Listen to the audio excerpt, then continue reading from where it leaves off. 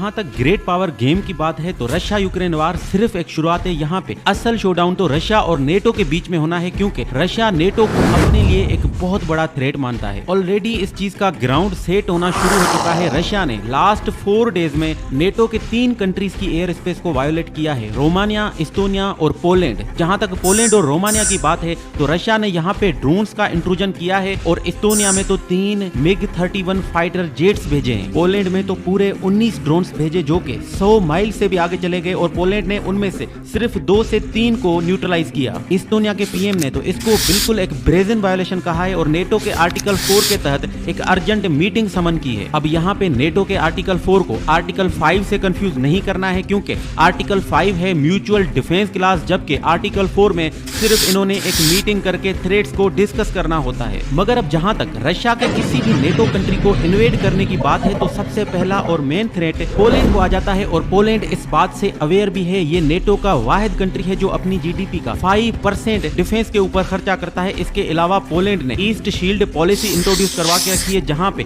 ये अपने eastern border को 5 से 600 किलोमीटर तक फिजिकल बैरियर्स देंगे। उसके साथ ही साथ टेक्नोलॉजिकल एनहांसमेंट्स करेंगे जिससे कि वो अच्छे से सर्विलेंस कर सकें। और जहां तक रशियन ड्रोन्स के इंट्रूजन की बात है तो यूएसए ने अर्जेंटली पोलैंड को एंटी टैंक जेवलिन मिसाइल से सेल किए हैं और इससे ये पता लगता है कि यूएसए को भी कहीं ना कहीं लगता है कि रशियन टैंक्स पोलैंड में किसी भी टाइम रोल इन कर सकती हैं। और इन द इवेंट के अगर रशिया पोलैंड के ऊपर अटैक कर देता है तो वहां पे नेटो का क्या रिएक्शन हो सकता है, आर्टिकल 5 जो कि एक म्यूचुअल डिफेंस क्लॉज है उसका क्या होगा, उसको ट्रिगर किया जाएगा नहीं किया जाएगा, यूरोपियंस और अमेरिकन इसके बारे में क्या सोचते हैं और क्या ये पॉसिबल है कि इस अटैक के बाद नेटो ऑल टुगेदर डिसॉल्व ही हो जाए। तो इसके बारे में हम नेक्स्ट वीडियो में अच्छे से डिस्कस करते हैं।